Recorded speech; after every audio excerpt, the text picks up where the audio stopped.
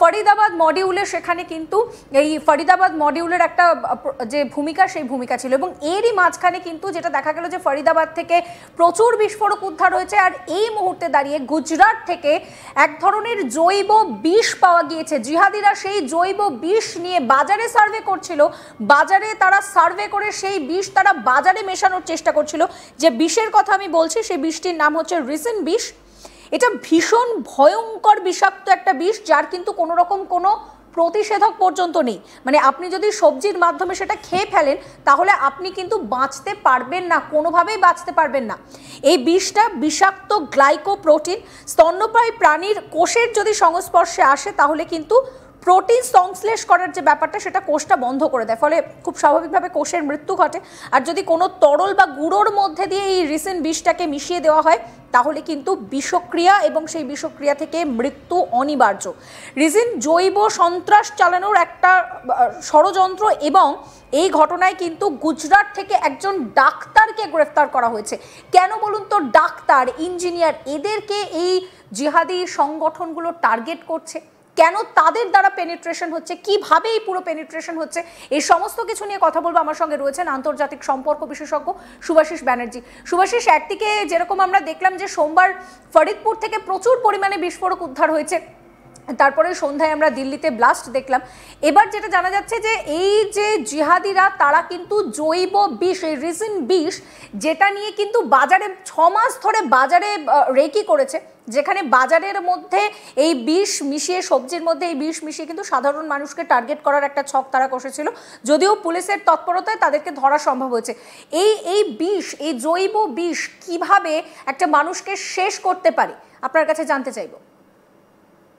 Biochemical warfare একটি অত্যন্ত ঘৃণিত, চিপ এবং খুবই ধ্বংসাত্মক একটি ওয়ারফেয়ার, যেখানে যেটার মধ্যে দিয়ে বিভিন্ন রকম ভাবে বিষ, বিভিন্ন রকম খাদ্যদ্রব্য কিংবা পানীয়তে মিশিয়ে মানুষের কাছে ইজিলি পৌঁছে দেওয়া যায়, তাদের স্নায়ুতন্ত্রে তাদের ইন্টারভেনাস সিস্টেমগুলোকে বন্ধ করে দেওয়া যায় এবং ব্লা ব্লা ব্লা এনিথিং। কারণ আমি সেটা বলতে চাইছি না একটাই কারণে, কারণ এটা উচিত হবে না বলাটা একটা প্রচার মাধ্যমে। এবার এই ধরনের জিনিসকে এরা ব্যবহার করছে কিভাবে, কেন? এই ধরনের জিনিসকে ব্যবহার করার পিছনে মূল এদের লক্ষ্যটা যেটা দাঁড়াচ্ছে সেটা হলো কোনো না কোনো ভাবে এরা চাইছে ভারতকে আরো বৃহত্তর ক্ষতিগ্রস্ত করতে।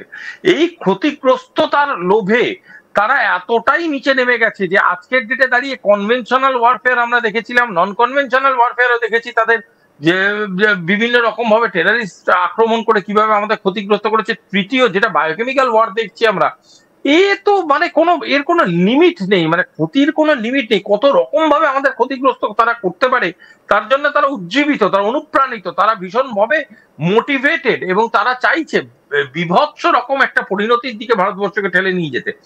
যদিও ভারতবর্ষ প্রস্তুত এগুলোর উত্তর দিতে, তবুও আমি বলবো সঠিক ব্যাখ্যা এই জিনিসের করাটা কঠিন, যে কত রকমের কেমিক্যাল, কত রকম কম্পোজিশনের মাধ্যমে ইন্ডাস্ট্রিয়ালি আমাদের মধ্যে ঢুকিয়ে দেওয়া যেতে পারে, বা কোনো একটা জায়গা যেখান থেকে আমরা পাবলিক আপনার জল নেয় বা পাবলিক আপনার নিজেদের বিভিন্ন রকম টালার মধ্যে এই রিসিন বিষ মিশিয়ে দেওয়া হয়, খুব স্বাভাবিকভাবেই আমার আপনার বাড়িতে সেটা পৌঁছাতে তো সময় লাগবে না, মানে আমরা বুঝবোও না, অথচ সেই জলটা পান করে নেব। তবে সাংঘাতিক ব্যাপার। অ্যাবসলিউটলি অ্যাবসলিউটলি সবকটা মানুষের সিকিউরিটি অ্যানালাইসিসটা করাটা দরকার। আজকে যে এই কথাটা আপনি যে উদাহরণটা দিলেন, এটা তো falls directly under state security. তো স্টেটের দরকার এই জায়গাগুলো, এই এস্টাবলিশমেন্ট গুলোকে সিকিউর করা, কারণ এদের যে কোনো লিমিট নেই। এদের স্প্রিন্টার নাম জাত জিজ্ঞেস করে আপনার মস্তিষ্কের ভিতরে ঢুকবে না। এদের স্প্রিন্টার আপনি কতটা এদেরকে বা এদের বিভিন্ন রকম রিলিজিয়াস ফেথকে সাপোর্ট করেছেন সেটা বিশ্বাস করে আপনার সেই জলটা আপনার স্নায়ুতন্ত্রের ভিতরে আপনার গলা দিয়ে নামবে না। এই জলটা যদি বিষ মিশে যাবে, বিষক্রিয়াটা আপনার শরীরের মধ্যে যাবে এবং কিছুক্ষণের ব্যাপারটা। সুতরাং আমাদের বাস্তব চিত্রটা বুঝতে হবে। টেরারিজমের যেমন কোন রকম কোন রিলিজিয়াস বিলিফের সাথে কানেক্ট করা যায় না, সেরকমই টেরারিজমের মেথোডোলজিকেও আজকের ডেটে দাঁড়িয়ে কোনো স্ট্যান্ডার্ড মেথোডোলজিক্যাল স্ট্যান্ডার্ডের সাথে কানেক্ট করা যাচ্ছে না।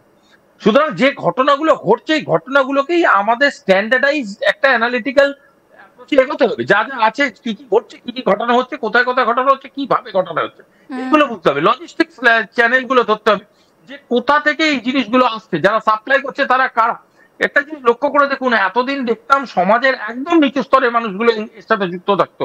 আজকের ডেটে অর্থনৈতিক ভাবে সচ্ছল লোকেরা এর সাথে যুক্ত। আজকের ডেটে সোশ্যালি যাদেরকে রেসপেক্ট করা হয় তারা সব থেকে বেশি তাদের ইনক্লুশন দেখছি। এটা তো লেভেল 2 অফ টেরোরিজম। সেখানে আমরা দেখতে পাচ্ছি ডাক্তার ডাক্তার যাদেরকে আমরা বিশ্বাস করি, যাদেরকে আমরা সমাজের স্তম্ভ ভাবি, তারা আজকের ডেটে আমাদের আমাদের ভিতরে এসে আমাদেরকে মৃত্যুবরণ করতে বাধ্য করছে। এই ডাক্তারদেরকে তো আমরা সমর্থন জানিয়েছি, সার্থক ভাবে সাথে নিয়েছি। আমরা মহিলাদেরকে সম্মান করি, সেই মহিলারা আজকে এদের এদের বিরাট বড় আছে। এখান থেকে শুভাশিস, আমার পরের প্রশ্ন আপনার কাছে যে এই যে ডাক্তার, ইঞ্জিনিয়ার, এই ধরনের প্রফেশনকে কেন এই জিহাদি সংগঠনগুলো বেছে নিচ্ছে? যে বিষয়টা আপনি বলছিলেন যে গুজরাট থেকে যাকে ধরা হয়েছে সেও ডাক্তার, ওমর যে দিল্লি ব্লাস্টে যার নাম বারবার ঘুরে ফিরে আসে, মোহাম্মদ উমর, সেও ডাক্তার। কেন এই ডাক্তার, ইঞ্জিনিয়ার, এদেরকে এই গোষ্ঠীটাকে টার্গেট করা হচ্ছে? মানে খুব এলিট ক্লাস বলে? দেখুন নট জাস্ট খুব এলিট ক্লাস, একটু একটু সাইকোলজি অফ সিকিউরিটিতে ঢুকতে হবে। সেখানে বুঝতে হবে যে পুলিশকে যদি দেখবেন, ডাক্তারি গাড়িগুলোকে কম চেক করে, অ্যাম্বুলেন্স কম চেক হয়। কেন কম চেক হয়? তার কারণটা তো অবভিয়াসলি এটা ইমার্জেন্সি ডিউটির সাথে যুক্ত। এইবার হয়তো আপনি যদি 100টা অ্যাম্বুলেন্স চেক করেন, একটা অ্যাম্বুলেন্সে কিছু বেরোতে পারে, একটা প্রবাবিলিটি আছে।